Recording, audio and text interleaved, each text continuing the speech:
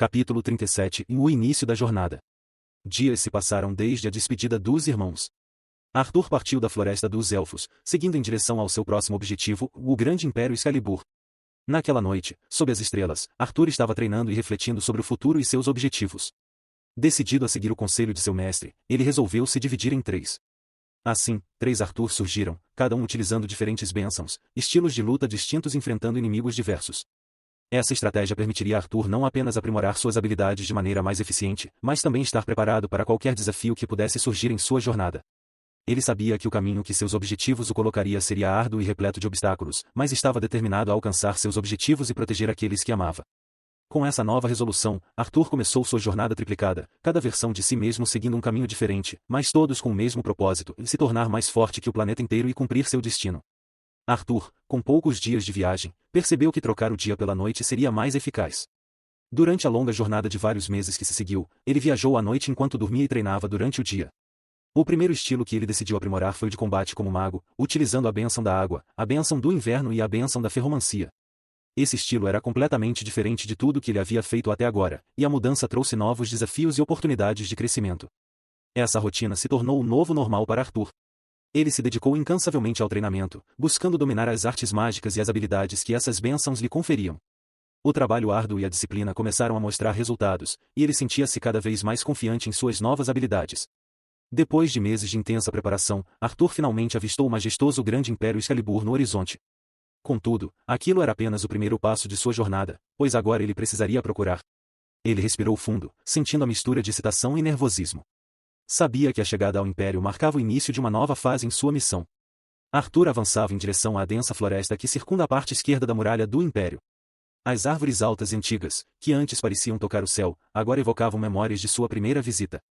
Os raios de sol filtravam-se entre os galhos, criando um jogo de luz e sombra sobre o solo coberto de musgo, exatamente como ele lembrava. Era como se o tempo tivesse parado, preservando a majestade daquela paisagem. O ar fresco da manhã o envolvia enquanto ele avançava pelas trilhas sinuosas. O canto dos pássaros ecoava à distância, misturando-se ao som dos riachos que serpenteavam pela floresta, trazendo uma sensação de familiaridade e nostalgia. Cada passo que ele dava o fazia recordar os últimos dias de sua vida passada e o momento que havia caminhado por ali, descobrindo os segredos daquele lugar. Conforme adentrava mais profundamente na floresta, a atmosfera tornava-se mais densa e misteriosa. Poucas pessoas ousavam ir tão fundo naquela enorme floresta, e Arthur lembrava-se bem do motivo, afinal só seus olhos podiam ver os grandes perigos daquele lugar com grande clareza, mas para ele, aqueles perigos não eram nada. A luz do sol mal conseguia penetrar o espesso dossel das árvores, criando um ambiente sombrio e intrigante. Aquela mesma sensação de mistério que o fascinava no passado agora o envolvia novamente, mas desta vez, ele sentia-se mais preparado e determinado. O terreno familiar trouxe à tona memórias vívidas. Ele se lembrava de cada curva da trilha, de cada som que o cercava. No entanto, havia uma nova camada de significado em sua jornada atual. Agora, ele estava de volta não apenas para revisitar o passado, mas para enfrentar o futuro com a sabedoria e a força que havia adquirido desde então. Arthur parou por um momento, respirando profundamente o ar fresco e observando ao redor. Ele sabia que cada passo que dava o aproximava mais de seu destino, e a nostalgia que sentia apenas fortalecia sua determinação. A floresta que antes lhe oferecia desafios agora parecia ser um campo de oportunidades para mostrar o quanto ele havia crescido. Com um sorriso determinado, ele continuou avançando, pronto para enfrentar o que quer que a floresta e o Império lhe reservassem. O passado e o presente se encontravam naquele lugar, e Arthur estava decidido a fazer valer cada lição que havia aprendido em sua jornada. Logo ele encontrou o que procurava. O jovem dragão Nimbus estava próximo, ele conseguia vê-lo a poucos quilômetros, graças aos olhos de Deus. Eu não tenho certeza se consigo vencer o Nimbus apenas como um mago, mas vou tentar. Afinal, esse é o primeiro desafio. Não posso recorrer ao meu melhor na primeira dificuldade, pensou Arthur, seguindo floresta adentro. Diante da entrada da caverna onde Nimbus estava, Arthur desceu de Zeus e os mandou se afastar. Nimbus, gritou Arthur, liberando toda a sua aura e iniciando uma tempestade de neve, uma nova técnica que ele havia criado combinando seus poderes. Com a bênção da água, ele fechou os céus com nuvens carregadas, e com a bênção do inverno, ele iniciou uma nevasca poderosa, começando a congelar o ar ao redor e abaixando a temperatura do ambiente rapidamente. Ele nomeou aquele poder de calamidade gélida. Nimbus rapidamente saiu voando da caverna e rugiu, saltando aos céus. Quem ousa me atacar? Gritou Nimbus, pulando e ficando de frente para Arthur. Eu vim aqui para te dominar, Nimbus, o dragão da tempestade. Vim aqui hoje para te domar. Você tem 2 opções, submissão ou morte, gritou Arthur. Insolente, gritou Nimbus, preparando uma rajada de raios pela boca.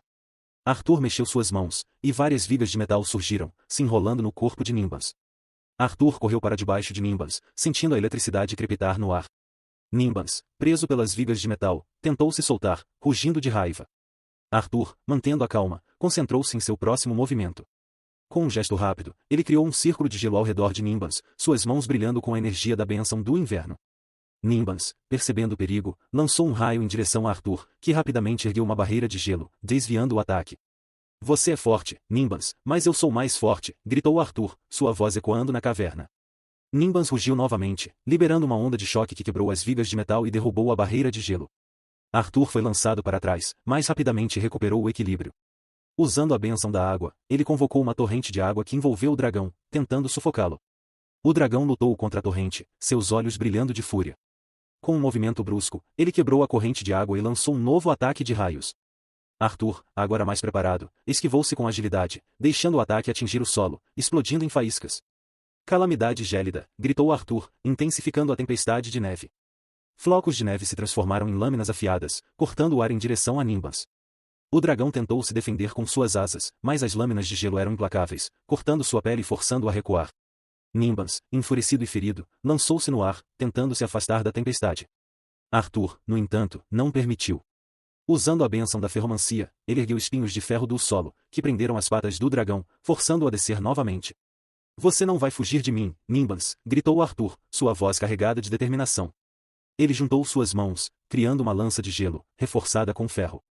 Com um salto poderoso, ele lançou a lança diretamente no peito do dragão. A lança de gelo e ferro voou pelo ar, acertando o peito de Nimbus com um impacto ressonante. O dragão urrou de dor, mas não cedeu. Ele balançou suas asas poderosas, quebrando os espinhos de ferro que o prendiam, e se ergueu no ar novamente, sua silhueta imponente contra o céu escuro. Arthur, percebendo que Nimbus ainda tinha muita luta, concentrou-se em suas bênçãos. Usando a bênção da água, ele convocou um enorme vórtice de água que envolveu o dragão, girando com força imensa. Nimbus tentou se libertar, mas a água o mantinha preso, girando e desorientando-o. No centro da tempestade de neve, Arthur usou a bênção do inverno para criar um campo de gelo no chão, aumentando ainda mais a dificuldade de movimento para Nimbus. Ele então começou a manipular o ferro ao redor, formando correntes que se entrelaçam ao redor do dragão, prendendo-o firmemente. Você vai ceder, Nimbus, murmurou Arthur, sentindo o cansaço começar a se acumular. Ele sabia que não podia permitir que o dragão recuperasse seu equilíbrio. Nimbus, sentindo-se encurralado, lançou uma última e desesperada rajada de raios. Arthur ergueu uma barreira de gelo, mas a força do ataque foi tão intensa que a barreira se quebrou em pedaços, lançando Arthur para trás. Ele caiu no chão, sua visão turva por um momento. Eu não vou desistir, pensou Arthur, levantando-se com esforço. Ele concentrou todas as suas energias restantes em um último ataque. Arthur usou simultaneamente suas 3 bênçãos.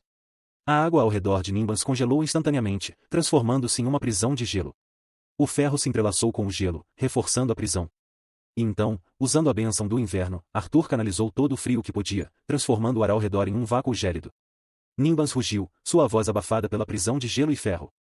Arthur, com um último esforço, convocou uma tempestade de neve ainda mais intensa, lançando flocos de neve afiados como lâminas em direção ao dragão.